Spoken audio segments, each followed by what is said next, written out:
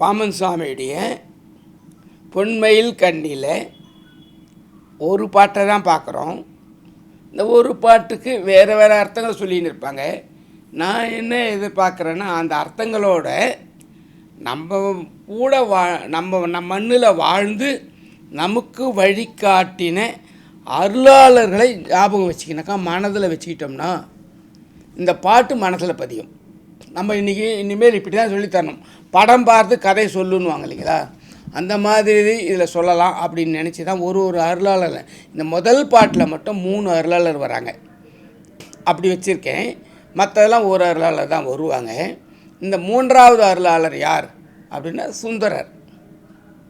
நீங்கள் எப்பவுமே கவனிச்சிடணும், எப்பவுமே 3 பேர் கரெக்டாக வருவாங்க. திருஞான சம்பந்தர், திருநாவுக்கரசர், சுந்தரர் 3 பேர் ஒன்றா வருவாங்க. தேவாரம் பாடினவங்க இவங்க. தே ப்ளஸ் ஆரம் அப்படின்லாம் கொடுப்பாங்க. இப்போது வல்லவனே நான் கூடி வாழ்வேனோ பொன்மையிலே பாருங்கள். சொல்லறிய சின்மயமாய் திருஞான சம்பந்தர், சொல்ல உள்ள பூரணமாம் திருநாவுக்கரசர், வல்லவனே நான் கூடி வாழ்வேனோ பொன்மையிலே. இந்த இடத்துல சுந்தரர் வரார். இது பாருங்கள், இந்த பாட்டில் இருக்கிற வார்த்தைகளுக்கு, பாமன் சாமியுடைய பாட்டுக்கு வார்த்தைக்கு எப்படி வாழ்ந்த அருளாளர் வராங்க, இதில் உள்ள நுழையிறாங்க பாருங்கள்.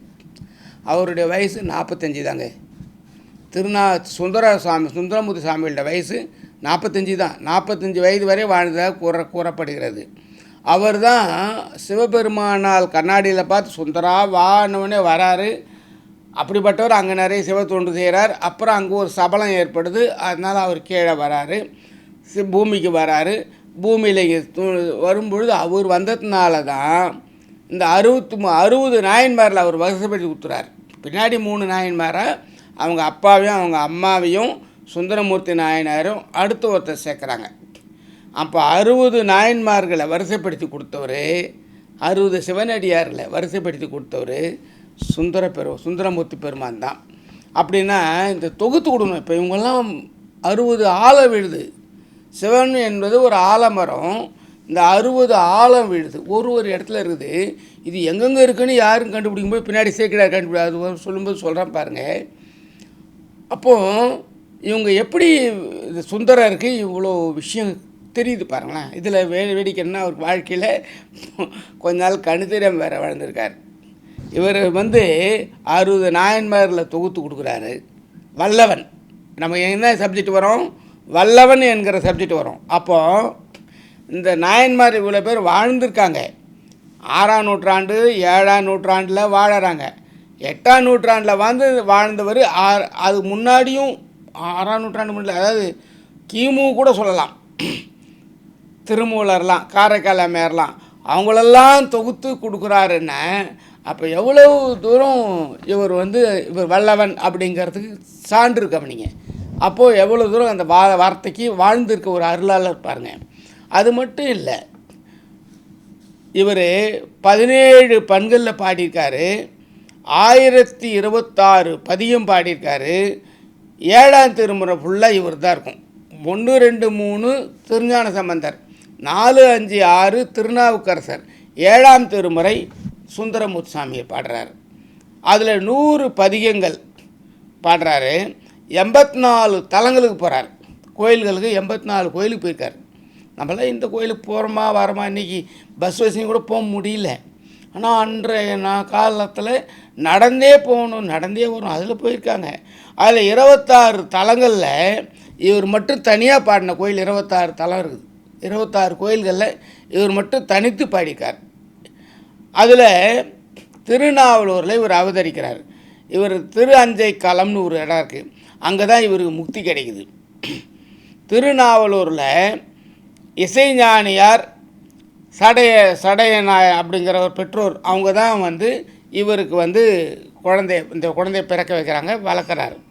அப்போது அவங்கள தான் பின்னாடி 63 நாயன்மாரில் அந்த இசைஞானியாரும் சடையநாயனார்னு ஒருத்தரும் சுந்தரமூர்த்தி நாயனாரும் 3 பேர் சேர்க்குறாங்க. இவர் 3 பேர் விட்டுட்டு 60 வரைக்கும் தான் இவர் எழுதியிருப்பார்.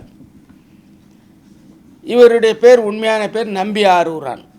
அப்போது இவர் திருமணம் இன்றைக்கி நடக்க போகுது, அந்த நேரத்தை தடுத்தாட்கொள்கிறார் சிவன். அதான் இவருடைய லைன் எங்கே டர்ன் ஆகுது. ஆனால் சிவனுடைய அனுகிரகம் இவருக்கு பூர்ணமாக இருந்ததுனால அதான் வல்லவன். இவர் தடுத்தாட்கொள்கிறார். அந்த ஊர் நான் நம்ம மக்களை அழிச்சும் போயிருக்கேன். திருவெண்ணை நல்லூர் அப்படிங்கிற ஊரில் தான் இவர் முதல் பதிகம் பாடுறார். அங்கே தான் தடுத்தாட்கொள்கிறாங்க. அந்த திருவெண்ணை நல்லூர் அந்த கோயிலில் அந்த இடத்த காட்டுவாங்க.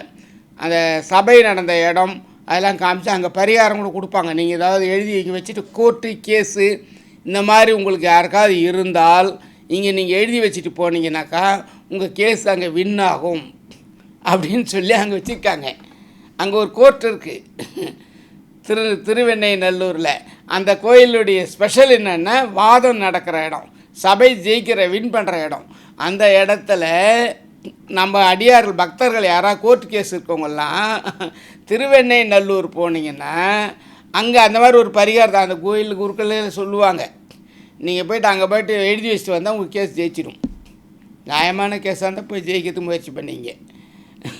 இதில் உங்கள் பக்கம் நியாயம் மட்டுமே ஜெயிச்சு கொடுக்குறது சிவபெருமானுடைய வேலை. சிவபெருமானுடைய செருப்பு, பெரிய செருப்பு ஒன்று காட்டுவாங்க அந்த கோயிலில்.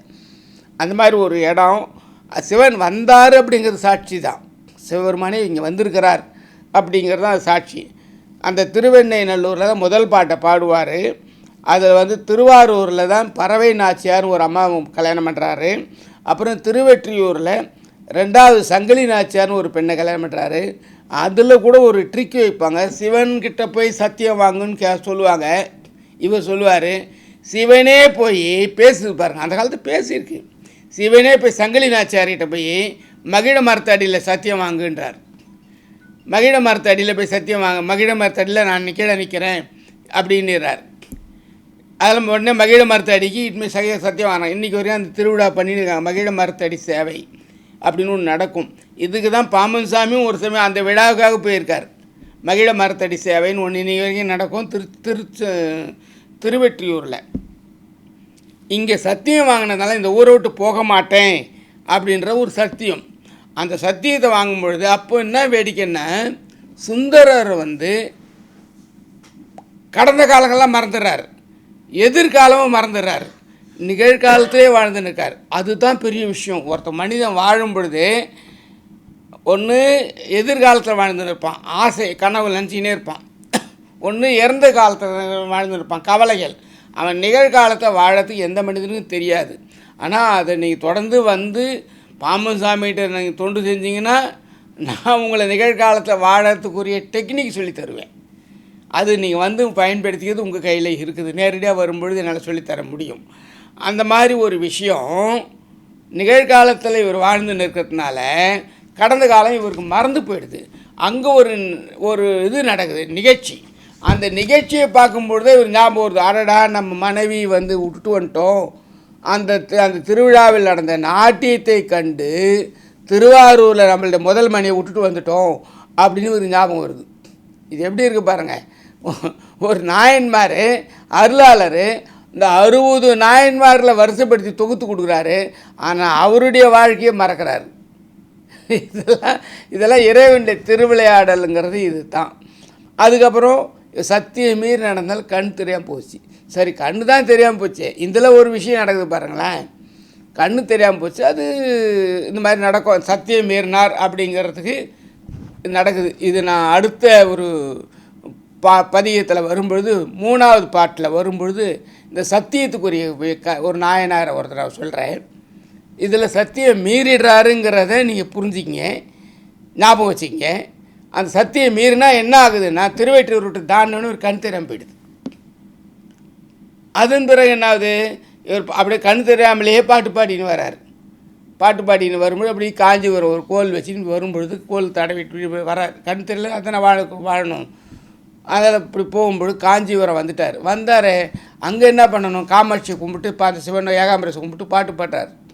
அங்கே என்ன பண்ணுறாங்க, அம்பாள் கருணையோடு கண் கொடுக்குறாங்க. அவங்களுடைய நம்ம உடம்பை பிரிக்கிறாங்க பாருங்கள்.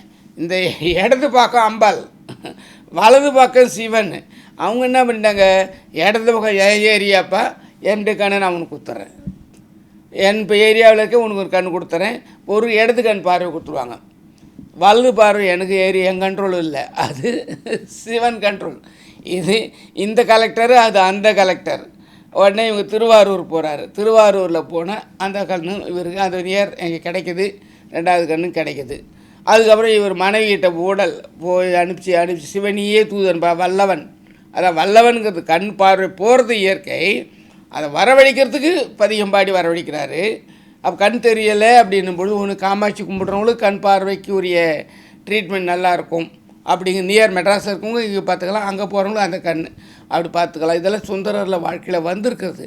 இந்த கண் தெரியல நம்மள அந்த பதியத்தை பாடினா ஒரு நல்ல டாக்டரை கிடச்சி நல்ல வைத்தியம் பண்ணிக்கலாம். கண் பார்வை வேணும் தெரிஞ்சுக்கணுன்றது எல்லாருக்கும் ஒரு தேவை. அதனால நான் உங்களுக்கு இதை சொல்லித்தரேன். அப்போது இவர் இது வரைக்கும் இப்படி போயிட்டு வராரு. அப்புறம் இன்னும் கொஞ்சம் நிறைய இருக்குது, அதெல்லாம் அடுத்ததில் வரும் அடுத்த நாயன்மார் தொடர்படுத்தி வரும் பொழுது சுந்தரரில் இன்னொரு பாட்டு வரும். இப்போது வல்லவன் அப்படிங்கிறது தான் நம்ம எடுக்கிறோம். வல்லவனே நான் கூடி வாழ்வேனோ பொன்மையிலே அப்படின்னு கண் பார்வை போனது கண் வாங்கிறது ஒரு வல்லவன். இவரும் கோயில் திருவாரூரில் மனைவியோட சேர்ந்தாச்சு. இவர் மறுபடியும் திருப்பி ஸ்தல யாத்திரை போயின்னு இருக்கார். போகும்பொழுது அவினாசி அந்த இடத்துல வரும்பொழுது அங்கே இவர் என்ன பண்ணுறாரு, முதலை ஒரு குழந்தையை விழுங்கிடுது. இவர் போகும்பொழுது குழந்தையை விழுங்கின காலம் ஒரு வயசு குழந்தைக்கு. அதுக்கப்புறம் இவர் போகும்பொழுது அந்த வீட்டில் அழுக்குரல் கேட்டு அந்த வீட்டு குழந்தையை தீர்க்கணுங்கிறதுக்காக சிவனை வேண்டி அந்த குளத்தில் முதலையை வர வச்சு இன்றைக்கி என்ன வயசோ அந்த வயசில் அந்த குழந்தையை மீட்டு தரார். இது நடக்குமா அப்படின்னா இதுதான் சைவம், இதுதான் சுந்தரருடைய ஒரு பெரிய சாதனை. அதுதான் வல்லவனே நான் கூடி வாழ்வேனோ பொன்மையிலே. அப்போ சுந்தரரை கூட நம்ம குருவாக எடுத்துகிட்டு வாழ்ந்தோம்னா நம்மளும் சாமர்த்தியமே ஏதோ ஒன்று பண்ண முடியும். அந்த குழந்தைய இறந்த முதலை விழுங்கின வயசு வேறு, முதலை மறுபடியும் திரும்பி சுந்தரர் மூலமாக விடுவிக்கும் பொழுது வரக்கூடிய வயசு வேறு. ஆனால் ஒரு குழந்தை உள்ளே போன குழந்தை வெளியே வருது, இந்த மாதிரி நடந்திருக்கு. அது மட்டும் இல்லை, வல்லவன் அது இன்னும் சாதனை இருக்கணும் இல்லையா. இப்போது ஒன்று நீ ஒரு 4-5 பார்த்தீங்க, கண்ணு ஒரு விஷயம் பார்க்குறீங்க. ரெண்டாவது விஷயம் இவர் குழந்தைய டிஃப்ரெண்ட் ஏஜில் மாற்றி மீட்டு கொடுக்குறாரு. மூணாவது விஷயம் அதை விட பெரிய சாதனை தான் பாமுசாமி ரொம்ப சிறப்பாக எழுதுவார். இந்த உடம்போட வெள்ளை யானையில் கைலாயத்துக்கு போகிறார். அன்னமய கோஷம் எவனாலும் போக முடியாது. திருஞான சம்பந்தி நெருப்பில் எரிச்சிடுவார், திருநாவுக்கரசர் சிவலிங்கமாக மாறிடுவார். ஆனால் சுந்தரர் என்ன பண்ணுவார், வெள்ளை யானை ஐராவதம்ன்ற தேவேந்திரனுடைய வெள்ளை யானையை 4 தந்தம் இருக்கும் அதுக்கு. அந்த வெள்ளை யானையை திருவிஞ்சை களம் கேரளாவில் இருக்குது. அந்த இடத்துல அந்த வெள்ளை யானை அதில் இவர் போகிறார். எங்கே போகிறாரு, கைலாயத்துக்கு போகிறாரு. இது நடந்த சம்பவம், 8ஆம் நூற்றாண்டு இது நடந்த சம்பவம். இதில் பார்த்தீங்கன்னாலும் 7ஆம் திருமுறையில் இது வரும். அங்கே போய் பாடின பாட்டையும் இதில் போடுவாங்க. அந்த மாதிரி பாடல்களையும் இதில் வந்திருக்கும். அப்போது வல்லவன் அப்படின்னா இந்த உடம்போடு போகணும். அதில் கூட என்ன சொல்லுவாருன்னா, என்ன விஷயம்னா, வல்லவனை நான் கூடி வாழ்வேனோ பொன்மையிலே, வாழ்வேன் ஓ பொன்மையில் ஏ, இப்படி எடுத்து பாருங்க. தமிழில் இப்படி எடுத்து பாருங்கள்.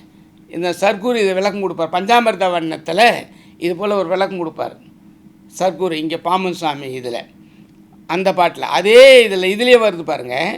வல்லவனே நான் கூடி வாழ்வேன் ஓ அண்ணா ஓதிமம், ஓதிமம்னா அன்னம், ஏன்னா ஏனம், ஏனம்னா பன்றி, வாழ்வேனோ பொன்மையில் ஏ அப்படின்னா அன்னப்பட்சியை வைத்திருக்கிற பிரம்மனும் பன்றி அவதாரம் எடுத்த விஷ்ணுவும் வரவேற்பு கொடுக்குறாங்க. இவர் இந்த பூமியிலேருந்து அங்கே வரும் பொழுது அப்படின்னா கைலாயம் சிவபெருமானுடைய இடத்துக்கு சிவனை வழிபடும் பொழுது, சுந்தரரை வழிபடும் பொழுது இந்த உடம்பும் கைலாயத்துக்கு பிரம்மா விஷ்ணுக்கு மேலாக போய் செல்லும் அப்படிங்கிறத நீங்கள் இந்த பாட்டில் புரிஞ்சிக்கலாம். அப்போது அப்படிப்பட்ட வகையில் முதல் வரியில் திருஞான சம்பந்தர் முதல் 2 வார்த்தை சொல்லறிய சின்மயமாய் திருஞான சம்பந்தர், சொல்ல உள்ள பூரணமாம் திருநாவுக்கரசர், வல்லவனை நான் கூடி வாழ்வேனோ பொன்மையிலே சுந்தரர். இந்த 3 அருளாளர்களும் ஒரு பாட்டுக்குள்ளவே வருகிறார்கள் என்றால் இந்த மாதிரி ஒரு பாடலை நம்ம பாடும் பொழுது அந்த 3 குருவும் நமக்கு அருள் புரிவார்கள். நம்ம வீட்டில் எல்லா சுபிட்சங்கள் நடக்கும், ஞானம் நடக்கும், பக்தி கிடைக்கும், வல்லமை கூடும். அதில் எல்லாரும் சந்தோஷமாக இருக்கலாம். இந்த ஒரு வரி 2 வரியை மனப்பாடம் பண்ணினா சொல்லறிய சின்மயமாய் சொல்ல உள்ள பூரணமாம் வல்லவனே நான் கூடி வாழ்வேனோ பொன்மையிலே. வெற்றிவேல் முருகனுக்கு அரோகரா. எல்லாம் நல்லா இருங்க.